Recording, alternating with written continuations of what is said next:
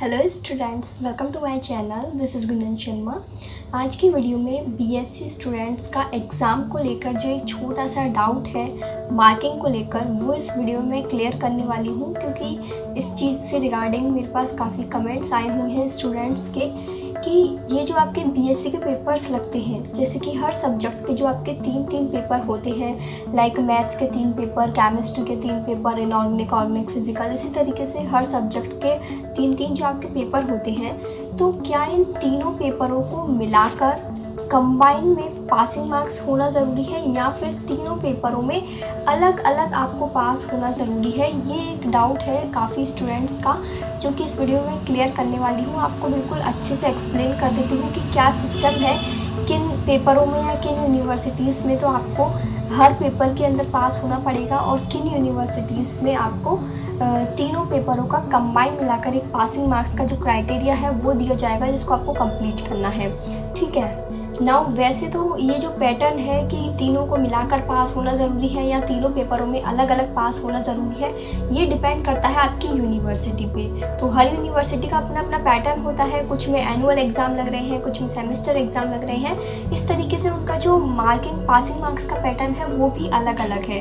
तो सबसे पहले तो यदि आप आपकी यूनिवर्सिटी की ऑफिशियल वेबसाइट पर जाकर वहाँ से सिलेबस डाउनलोड करते हो, तो सिलेबस के साथ ही आपको सिलेबस के ऊपर ही ऊपर एग्ज़ाम पैटर्न भी दिया हुआ होता है, जिसमें साफ साफ पूरा पैटर्न लिखा हुआ होता है कि आपको पर पेपर में कितने पासिंग मार्क्स चाहिए, या फिर यदि कंबाइन मिलाकर दिए हुए हैं तो कंबाइन में आपको, जैसे केमिस्ट्री के तीनों पेपरों में कंबाइन मिलाकर इतने मार्क्स लाना ज़रूरी है।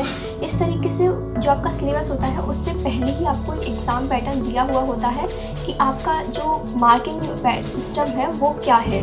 तो हर यूनिवर्सिटी का अलग अलग मार्किंग नंबर होता है, जो कि आपको सिलेबस में मिल जाएगा।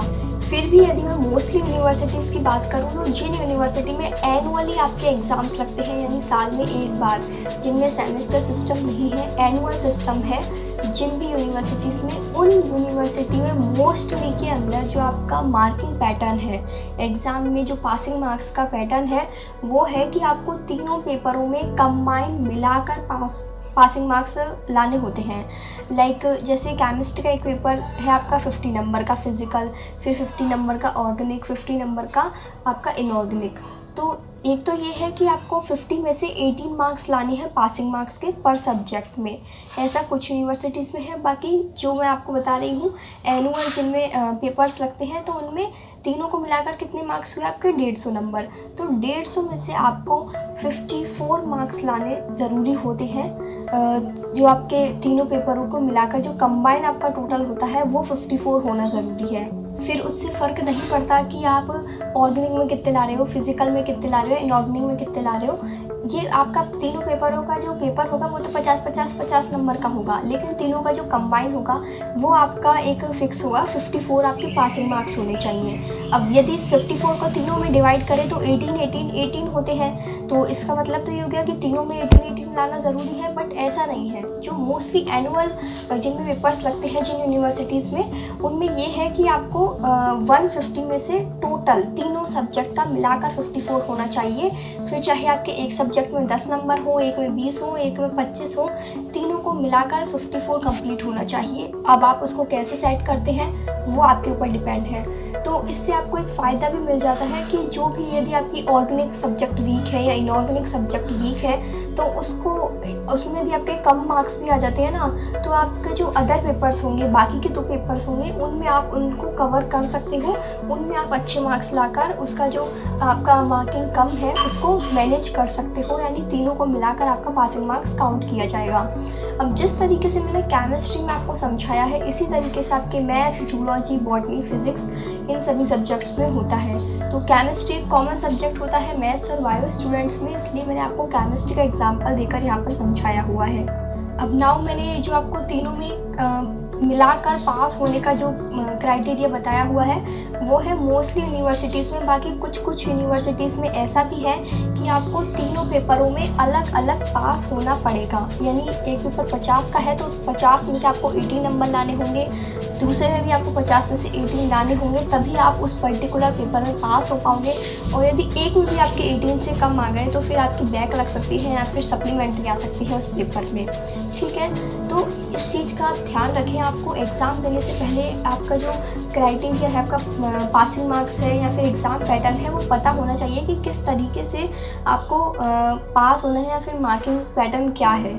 तो जो भी स्टूडेंट्स लास्ट टाइम पर पढ़ते हैं उनको सबसे पहले तो यही रहता है कि जैसे तैसे पास हो जाएं। जो भी स्टूडेंट लास्ट टाइम पर किताबें खोलते हैं, प्रीवियस ईयर के क्वेश्चंस करते हैं, तो आपको ये चीज़ पता होनी चाहिए कि तीनों पेपरों में पास होना ज़रूरी है या फिर तीनों का कंबाइन मिलाकर आपका मार्किंग देखा जाएगा, जिससे आपको पढ़ने में दिक्कत ना हो। कोई पेपर आपको टफ़ लगता है, तीनों पेपरों में से कोई एक पेपर टफ़ लगता है तो उसको कम करके जो आपको इजी लगता है उस पर आप अच्छे से याद करें, ताकि उसमें आपके अच्छे मार्क्स आएँ और तीनों को कंबाइन मिलाकर आपका जो पासिंग मार्क्स का क्राइटेरिया है वो आप कवर कर सको। नाउ अब इसी पॉइंट से रिलेटेड मैं आपको एक स्टोरी बता देती हूँ। मेरी ही क्लासमेट थी एक, जिसने बीएससी के साथ साथ फर्स्ट ईयर में आईआईटी की तैयारी की हुई थी। इस वजह से वो बीएससी की पढ़ाई भी कर रही थी और आईआईटी की तैयारी भी कर रही थी। तो जिस दिन उसका फिजिकल केमिस्ट्री का पेपर था उसी दिन उसका आईआईटी का पेपर था। अब या तो फिजिकल केमिस्ट्री का पेपर ही दे सकती थी या फिर वो आईआईटी का पेपर दे सकती थी, लेकिन उसको आईआईटी में जाना था, इसलिए उसने पहले आईआईटी को प्रायोरिटी दी। तो वो आईआईटी का पेपर देने गई और उसने बीएससी का फिजिकल केमिस्ट्री का पेपर नहीं दिया था। बाकी सारे सब्जेक्ट के पेपर उसने दिए थे, वो इंटेलिजेंट थी वो, तो उसके बाकी सब में अच्छे मार्क्स भी आए। फिर जब उसका रिज़ल्ट आया तो जब उसकी मार्कशीट आई उसके हाथ में, तो उसका ओवरऑल पास था फर्स्ट डिवीज़न से, उस फिज़िकल केमिस्ट्री के पेपर को ना देते हुए भी। ऐसा क्यों हुआ था? क्योंकि हमने जो अपनी पढ़ाई करी थी बीएससी की, वो करी थी कोटा यूनिवर्सिटी से, और उस यूनिवर्सिटी में एनुअल एग्ज़ाम लगते हैं और उसमें जो आपका मार्किंग सिस्टम है वो यही है जो कि मैं आपको इस वीडियो में बता रही हूँ कि तीनों सब्जेक्ट को कंबाइन मिलाकर 54 मार्क्स लाने होते थे पासिंग के लिए। तो उसका जो ऑर्गेनिक और इनऑर्गेनिक का पेपर था वो काफ़ी अच्छा गया था। उसमें उसके 40 के समथिंग मार्क्स आए थे दोनों पेपरों में, 30-40 के समथिंग 50 में से। तो यानी उसका क्राइटेरिया वहीं कंप्लीट हो गया ऑर्गेनिक और इनऑर्गेनिक में। तो उसको फिजिकल का पेपर ना देते हुए भी उसको मार्कशीट मिल गई, ना ही उसकी कोई सप्लीमेंट्री आई उस पेपर में, ना ही कोई बैक लगी। तो उसका वो बीएससी का डिग्री उसको मिल गया था फर्स्ट ईयर का। उसका बाकी सारे सब्जेक्ट में अच्छे मार्क्स थे, केवल एक फिजिकल केमिस्ट्री का पेपर ही नहीं दिया था। लेकिन उसका जो मार्किंग था वो अदर पेपर्स में जो ऑर्गेनिक और इनऑर्गेनिक था उसमें उसका कवर हो गया था पासिंग मार्क्स, इसलिए वो उसका कंप्लीट माना गया। तो इसमें आपको ये फ़ायदा मिलता है जब तीनों में आपके कंबाइंड पासिंग मार्क्स लाने होते हैं कि एक में भी आपके कम नंबर भी आ रहे हैं, 5-10 नंबर भी आ रहे हैं, तो आप उनको अदर पेपर्स में कवर कर सकते हो, फिर चाहे किसी भी सब्जेक्ट का हो। जैसे फिज़िक्स में या मैथ्स में ऐसे होता है कि कोई एक पेपर आपका टफ निकल ही जाता है, बाकी के 2 पेपर मतलब मॉडरेट होते हैं, ईजी होते हैं।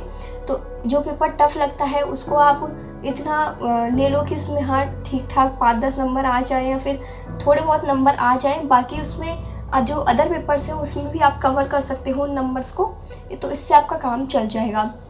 और जिन यूनिवर्सिटीज़ में कि तीनों पेपरों में ही आपको पासिंग मार्क्स लाना ज़रूरी है, तो फिर आपको सभी में इक्वली पढ़ना पड़ेगा, सभी को इक्वली टाइम देना पड़ेगा। अब ये जो मैंने आपको मार्किंग पैटर्न बताया था ये मोस्टली चलता है उन यूनिवर्सिटीज़ में जिनमें एनुअल एग्ज़ाम्स लगते हैं। बाकी जो सेमेस्टर वाइज एग्ज़ाम्स लगते हैं या फिर जिनमें ऑब्जेक्टिव टाइप अब एग्ज़ाम लग रहे हैं, तो उनका तो सिस्टम ही अलग है मार्किंग पैटर्न का। वो अपना मार्किंग पैटर्न या एग्ज़ाम पैटर्न अपने कॉलेज में या यूनिवर्सिटी में उनकी ऑफिशियल वेबसाइट पर डाउनलोड करके या फिर टीचर से पूछकर कंसल्ट ज़रूर कर ले एक बार। अब काफ़ी सारी यूनिवर्सिटीज़ हैं इंडिया में, हर यूनिवर्सिटी का अपना अपना डिफरेंट पैटर्न होता है, तो सभी यूनिवर्सिटी का पैटर्न तो हम इस वीडियो के अंदर डिस्कस नहीं कर सकते। मैं बस आपको ये बताना चाहती हूँ कि आप एग्ज़ाम देने से पहले अपना जो एग्ज़ाम पैटर्न है उसको ज़रूर देख लें एक बार, जिससे आपको थोड़ी सी हेल्प मिले कि आपको किस तरीके से किस सब्जेक्ट को कितना टाइम देना है और कितना पढ़ने की ज़रूरत है, ठीक है। नाउ यहाँ से आपको मैं जो एक्चुअल में बीएससी का सिलेबस है उसके अंदर जो आपका एग्ज़ाम पैटर्न दिया हुआ है वो दिखा देती हूँ, जिससे आपको अच्छे से क्लियर हो जाएगा कि किस अकॉर्डिंग ये है। यहाँ पर देखो ये तीनों ईयर का इसमें है ना पैटर्न दिया हुआ है, पासिंग मार्क्स और जो आपके एग्ज़ाम मार्क्स हैं उसका। तो एक का समझ लो वही आपके तीनों ईयर का रहेगा। अब ये नहीं कह रही मैं कि हर यूनिवर्सिटी का यही पैटर्न है, लेकिन मोस्टली यूनिवर्सिटी जिनमें एनुअल एग्ज़ाम लगेंगे उसका यही पैटर्न है। तो मैं केमिस्ट्री का एग्जाम्पल लेकर यहाँ पर दिखा रही हूँ। केमिस्ट्री का मैंने पैटर्न निकाला है ताकि मोस्टली सभी स्टूडेंट्स के समझ में आ जाए। इसी तरीके से आपका फिज़िक्स का होगा और इसी तरीके से मैथ्स और आपका जूलॉजी बॉटनी सब देख लो आप, सेम मार्किंग रहेगी। ठीक है, तो अब देखिए यहाँ पर पेपर 1 इनऑर्गेनिक केमिस्ट्री, इसके आगे यहाँ पर मैक्सिमम मार्क्स लिखा हुआ है 50 और मिनिमम पासिंग मार्क्स इसमें पर्टिकुलर एक के आगे नहीं लिख रहा 18, यानी तीनों को मिलाकर देखो इसमें तीनों में 50 50 50 लिखा हुआ है और फिर तीनों का मिलाकर कंबाइंड पासिंग मार्क्स लिखा हुआ है 54। तो आपको जब तीनों के पेपर लग जाएंगे 150, उसमें से 54 नंबर लाने हैं पासिंग मार्क्स के लिए। ये पैटर्न है उन यूनिवर्सिटीज़ का जिनमें एनुअल एग्ज़ाम लगते हैं। ठीक है, और फिर इसमें नीचे प्रैक्टिकल के भी लिखे हुए हैं कि केमिस्ट्री का प्रैक्टिकल आपका लगेगा 75 का। उस पर्टिकुलर प्रैक्टिकल में आपको 27 मार्क्स चाहिए पासिंग के लिए, जो कि हर कॉलेज वाले आसानी से भेज देते हैं। 75 में से हर कॉलेज वाले 60 से ऊपर भेज ही देते हैं सभी स्टूडेंट्स के। तो प्रैक्टिकल में तो पासिंग मार्क्स की कोई दिक्कत ही नहीं होती। इसी तरीके से आपका ये सेकेंड ईयर का है और इसी तरीके से थर्ड ईयर का है। नाउ सेम इसी तरीके से आपका देखो मैं यहाँ पर जूलॉजी का भी लेकर आपको दिखा रही हूँ। इसमें भी ऊपर लिखा हुआ है पेपर स्कीम, जो पेपर फर्स्ट सेकंड थर्ड तीनों 150 नंबर के होंगे तीनों मिलाकर, जिसमें आपको 54 मार्क्स लाने होंगे।